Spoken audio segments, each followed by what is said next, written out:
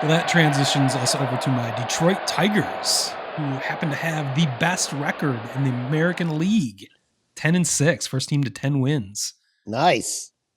Actually, they are, if you look at their last 40 some games last year that propelled them into the playoffs, they're now 41-19 over their last 60 games.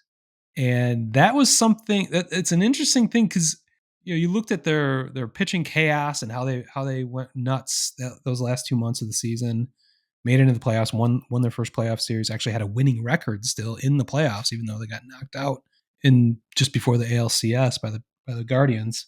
They were 4-3, but they were 31-13 on that stretch, and now 10-6. So that is the question in the offseason was, that pitching chaos and however they were doing it, was that sustainable? And it is appearing to be sustainable as they are doing the exact same thing this year in a very different way, though, which is really makes me optimistic that this is sustainable because they have a full rotation. They were doing this last year with basically a starter and a half, of course, with Tarek Skubal. But now with Jack Flaherty back on board, Reese Olson, it's kind of the forgotten guy out of this. The resurrection of Casey Mize.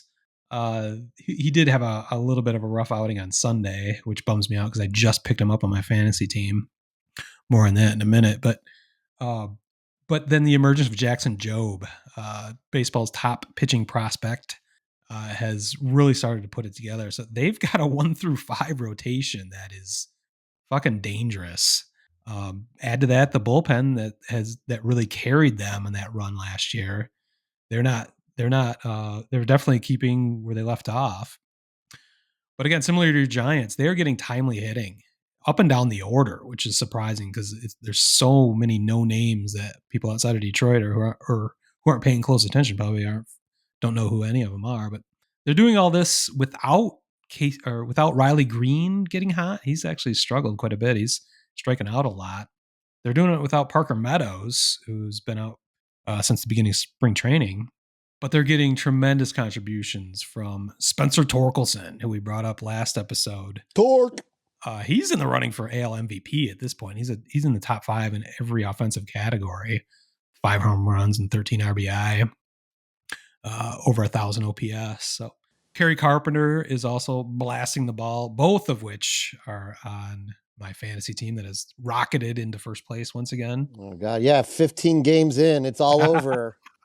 By the way, folks, this guy's so fucking annoying already. With the fantasy baseball stats, like the season's ending next week. I only sent you one text, and that was like 2 weeks ago. You can get over it now. And I opted out of the text chain. So that was weak. You were giving so much shit to everybody, then you just opt out. I gave no shit. I made 2 White Sox comments on how they actually won a game, bullshit. And then it was over. I opt out, and then I get blasted for opting out of what turned into a Detroit Tigers jerk-off fest. No, thank you. We do have a lot of Tigers in the league. Sorry, Tigers fans in the league. So sorry about that. With good reason. I had other things to do. Well, it's been a fun couple weeks. I mean, even Javy Báez is contributing, which Tigers fans have never seen. A productive Javy Báez. He's actually walked. Believe this or not, he's walked 3 times already this year. Holy shit. He walked, I think, a total of 12 times all of last year. So he's on pace to blow that one out of the water. He's actually playing third base a lot, which is really encouraging. He said he went in, or I think AJ Hinch, the manager, said before the season started, Javy came to him and said, use me however you need to use me. He wasn't going to throw a fit about not being a shortstop, which he's been his entire life. Put me wherever you need me to help us win, because that's what he's most concerned with, which is awesome. He's playing a decent third base. He's not a liability so far at third, so it's nice. He even played a little bit of center field. I'm sure we'll see him at second base at times this year. So in general, the defense hasn't been nearly the liability I was worried it was going to be, with losing Parker Meadows, who could arguably be the best center fielder in the American League, if not all of the majors. Losing him, being reluctant to move Riley Green back into center field, even though he's an excellent center fielder. He just tends to get hurt. They've had Ryan Kreidler out there, who's been he's been a bit of a liability, but I think he's kind of calmed things down in the last week or so. Uh, Colt Keith is an issue at second base now that Spencer Torkelson has solidified his role as first baseman. The original plan is that Torque wasn't even going to be involved with this roster, so Colt Keith was going to move to first. Gleyber Torres was going to take over at second, but it's actually working out in the Tigers' favor. Well, that Torkelson is so productive right now that he can just play first base, which he's actually improved over his defensive prowess last year. I think have Gleyber Torres, even though he's not the greatest second baseman, he's an improvement over Colt Keith. Then you just have Colt Keith be the DH for now until you can figure it out. So I'm impressed with how the defense hasn't been nearly as bad as we thought it might be.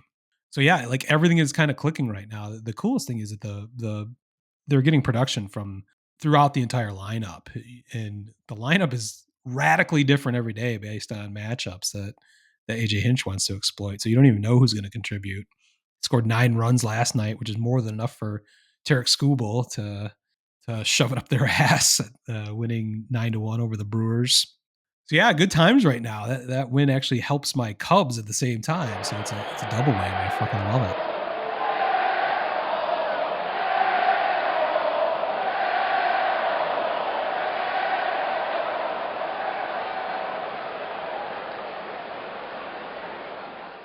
Word Hole Media.